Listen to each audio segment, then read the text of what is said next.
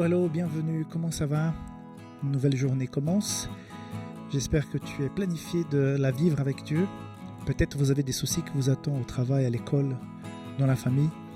Mais je suis sûr que si tu marches avec le Seigneur, tu vas pouvoir y faire face.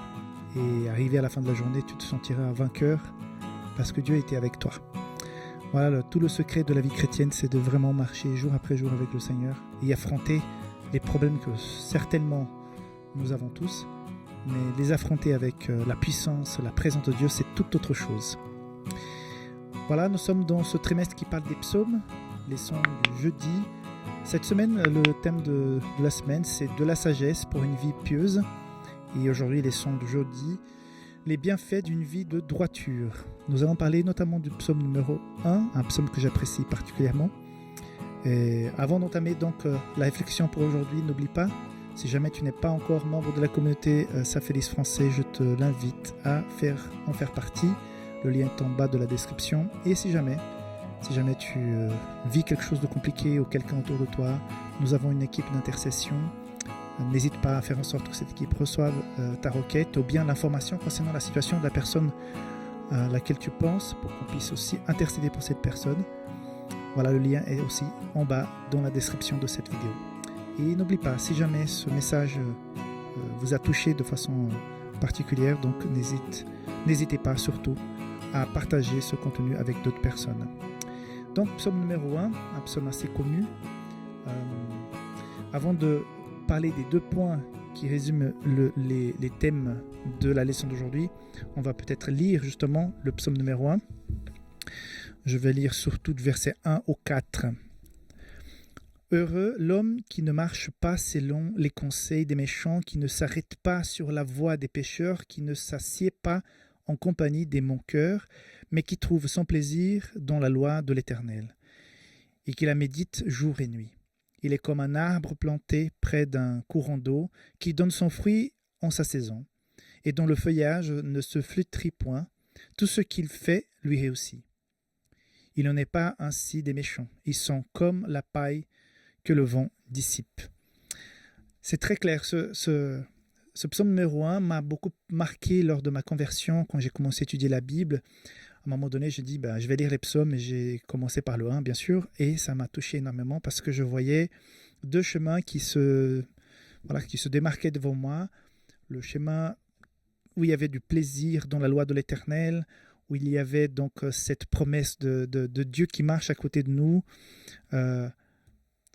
Et cette illustration, je vais en parler. Donc le premier point de ce psaume, il met en évidence la bénédiction de la paix pour ceux qui craignent l'Éternel. Effectivement,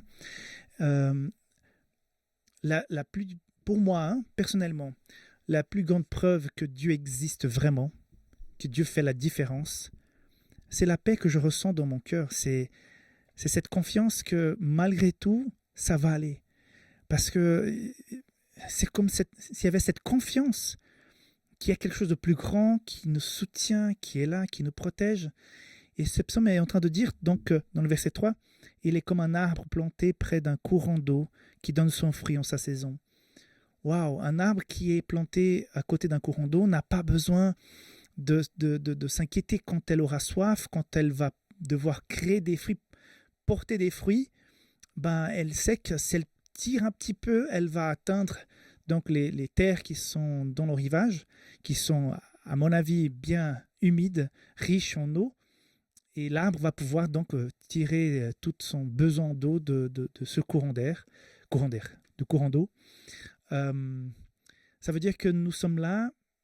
C'est un arbre qui parfois souffre avec les vents forts, la chaleur, le temps. Mais quand elle a besoin de porter des fruits, quand elle a besoin de survivre à toutes ces intempéries de la vie, elle a le courant d'eau qui est tout près. Donc, si nous passons par des moments difficiles, si nous doutons qu'on arrive à surmonter ces épreuves, c'est le moment de dire « Seigneur, tu m'as créé, tu es mon Dieu, tu es mon Père. Je suis dans une situation difficile. C'est le moment pour que tu puisses prouver que tu es là, que tu es présent.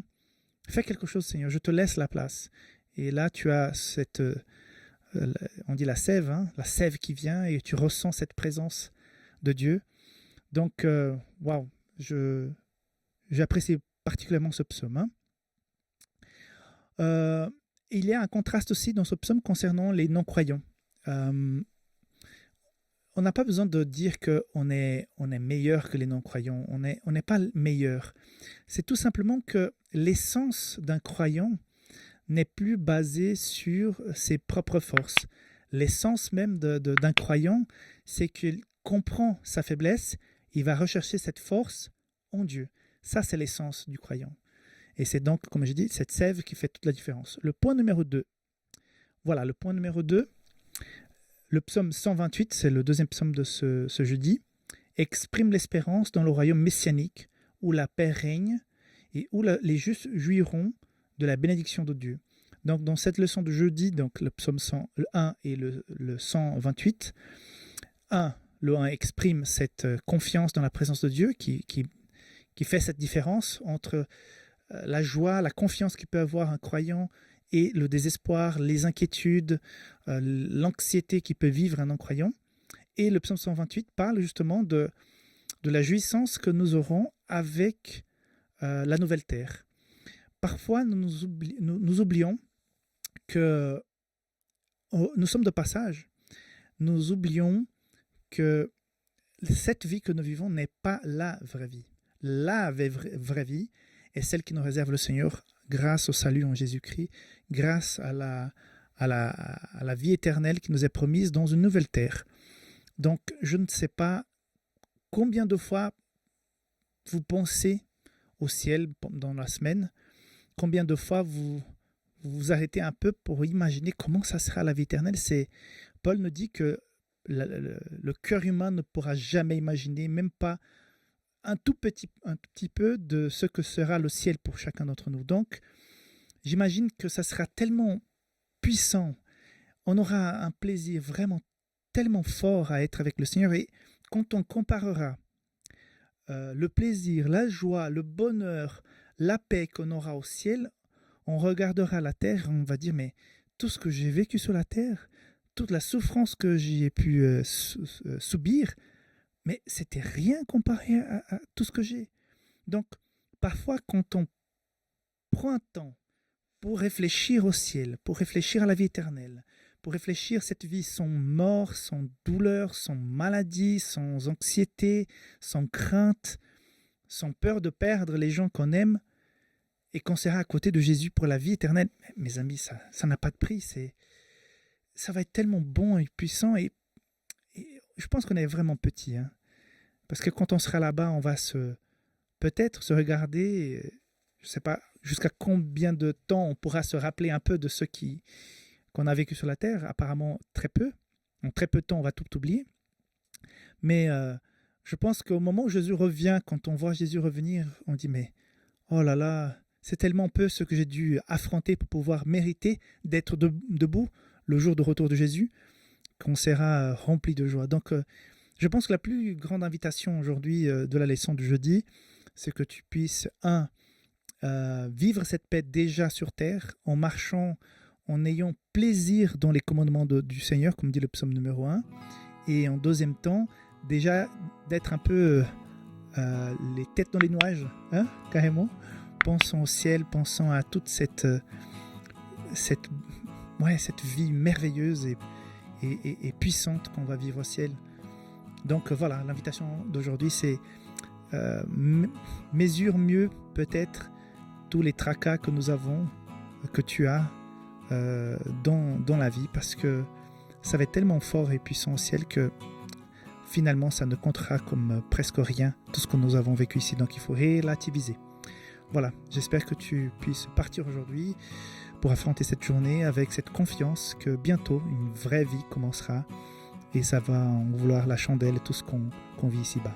Voilà, que Dieu te garde et on se voit demain. Bye bye.